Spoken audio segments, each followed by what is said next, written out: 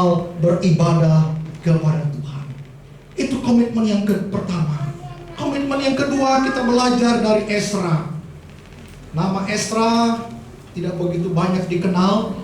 Saya tidak tahu di sini ada nggak yang namanya Ezra. Saya rasa tidak ada ya. Oh ada. Ya, saya lama melahirkan belum ada jemaat mau menamakan anaknya Ezra. Saudara, nama Ezra nama yang baik. Ezra memberikan satu teladan contoh yang luar biasa. Kita melihat komitmennya di dalam Ezra pasalnya yang ke-7. Ezra pasal 7.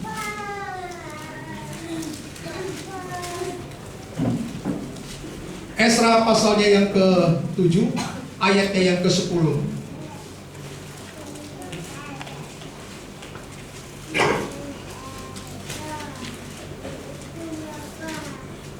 Ya, saya akan membaca, Bapak Ibu boleh menyimak di dalam Alkitab masing-masing. Dalam Ezra pasal 7 ayat 10, komitmennya Ezra. Sebab Ezra telah bertekad untuk meneliti Taurat Tuhan dan melakukannya, serta mengajar ketetapan dan peraturan di antara orang Israel.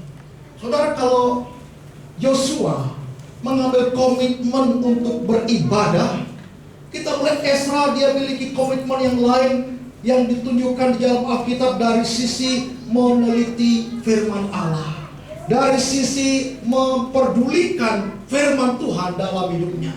Jadi firman Tuhan yang dimiliki atau kitab suci yang dimiliki oleh Ezra itu bukan hanya pegangan kalau dibawa beribadah saja. Kalau pergi ke rumah Tuhan, ambil Alkitab, lalu bawa. Nanti pulang dari gereja, taruh lagi. Lalu kapan ada ibadah, ambil lagi, lalu bawa ke gereja. Ezra bukan seperti itu. Tetapi dia berkomitmen dalam dirinya. Dia akan meneliti firman Tuhan. Bukan membaca di sini dikatakan. Membaca tentu berbeda dengan meneliti. Kalau membaca mungkin ada orang sudah 2 kali, 3 kali, bahkan mungkin 5 kali sudah membaca dari Kejadian sampai Wahyu.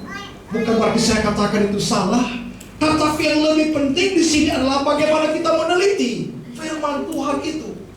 Bagaimana kita memperhatikan dengan sungguh-sungguh firman Tuhan itu. Karena firman Tuhan jelas sekali dikatakan semuanya bermanfaat. Tidak ada ayat satupun di dalam Alkitab yang tidak bermanfaat. Dan firman Tuhan dengan jelas mengatakan itu akan berguna untuk memberikan pengetahuan kepada kita. Karena di dalam Alkitab ada banyak pertanyaan-pertanyaan, atau di dunia ada banyak pertanyaan, tetapi orang dunia tidak bisa menjawabnya. Tetapi Alkitab akan bisa menjawabnya. Satu contoh saja. Kalau orang dunia tidak tahu mana duluan ayam sama telur, karena mereka katakan tidak ada telur, tidak ada ayam. Tidak ada ayam, tidak ada telur, sehingga mereka tidak tahu yang mana duluan antara ayam dengan telur. Kalau kita kembali ke dalam firman Tuhan, kita akan bisa menemukan justru ayam yang duluan. Demikian juga hal-hal yang lain, termasuk bagaimana caranya supaya kita bisa masuk ke surga. Hanya firman Tuhan yang bisa memberikan jawaban. Itu sebabnya kita harus meneliti firman Tuhan setiap hari. Membaca, merenungkannya dalam kehidupan kita. Lalu yang berikut dikatakan, Ezra dia bertekad untuk melakukan apa yang ditulis di dalam Alkitab firman Tuhan.